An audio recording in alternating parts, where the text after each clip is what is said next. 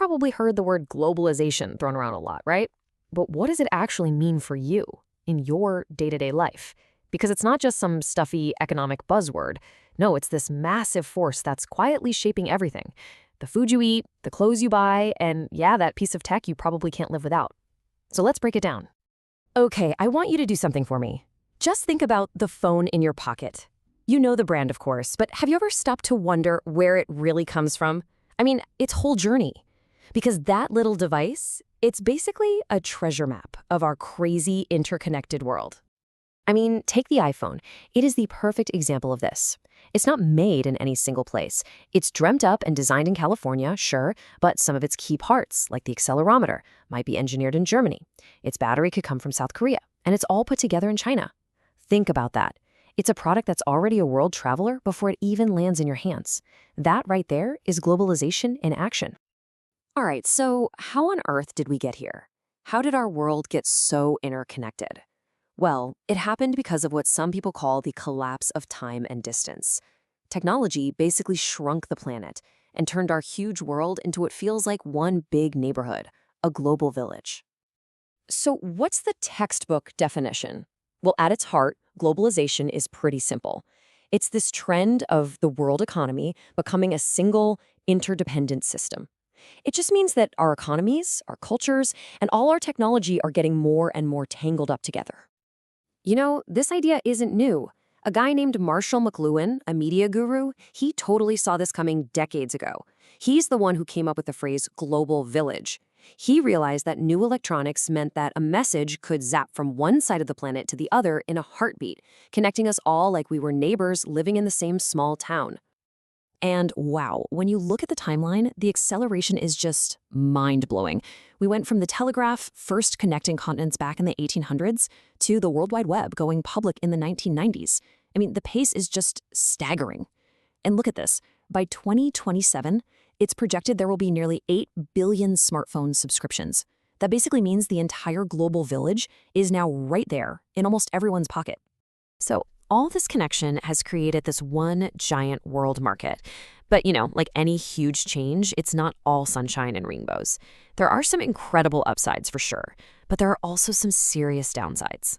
Let's take a look at both sides of the coin. So on the good side, yeah, we get cooler tech faster, stuff is often cheaper, and companies can find money to grow more easily. But the flip side, it's very real. This can mean jobs moving from developed countries to places with cheaper labor. It means companies might lose some control over quality when their supply chain is spread across the globe. And of course, it opens up a whole new can of worms for information security. It's this constant balancing act, right?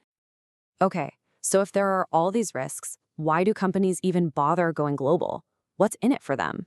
Well, when you dig into it, it usually comes down to 5 main drivers. Well, it really comes down to this.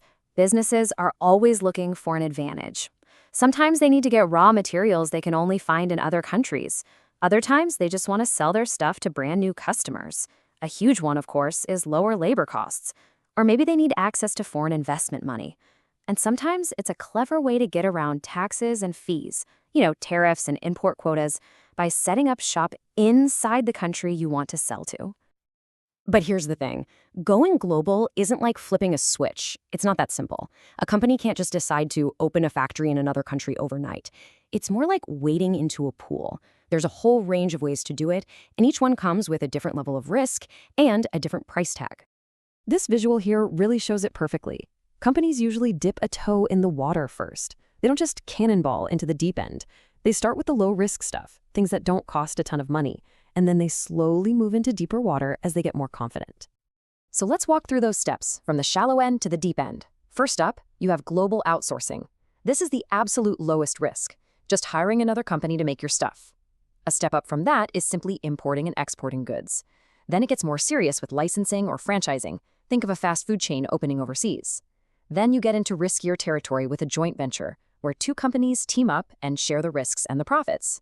And then, the final boss, the highest risk, highest investment move, the wholly owned subsidiary, where you actually buy or build your own company in another country. Okay, so we've covered the tech, the money, the business plans, but let's bring this back to you. What does all of this global stuff mean for your career? Here's the bottom line. In this new world, the single most valuable skill you can have might just be what we call cultural intelligence. Now, I know what some of you might be thinking. Hey, I'm not planning on moving to another country for work. And you know what? It doesn't matter. Because even if you never get on a plane for your job, the world is absolutely going to come to you. You'll have customers from other countries, you'll work with international suppliers, you'll have colleagues on your team from all over the globe. The global village isn't just out there, it's your workplace. And these cultural tripwires, they can be super subtle, things you wouldn't even think about. Like how close do you stand to someone when you're talking business? In North America, it's about 3 feet. But as you can see here, in parts of Asia, it's more than 4 feet.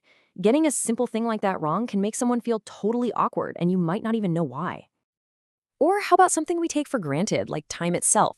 In what we call monochronic cultures, like here in the US, time is a straight line, one thing at a time, schedules are sacred. But in polychronic cultures, like in Latin America, time is way more flexible. People do multiple things at once, and relationships can be more important than sticking to a schedule. Just imagine the confusion and frustration when those two worldviews collide on a project deadline if nobody understands the difference. So when you boil it all down, your success in this global village really depends on your mindset. Are you what we call ethnocentric, which is basically the belief that our way is the best way? Or are you geocentric, where you accept that there are differences and you focus on what's most effective no matter where the idea comes from? It's pretty clear which one of those is going to thrive in today's world. Look, our world is only going to get smaller and more connected. The question isn't if you're a citizen of the global village. You already are. The only real question is, what will your mindset be?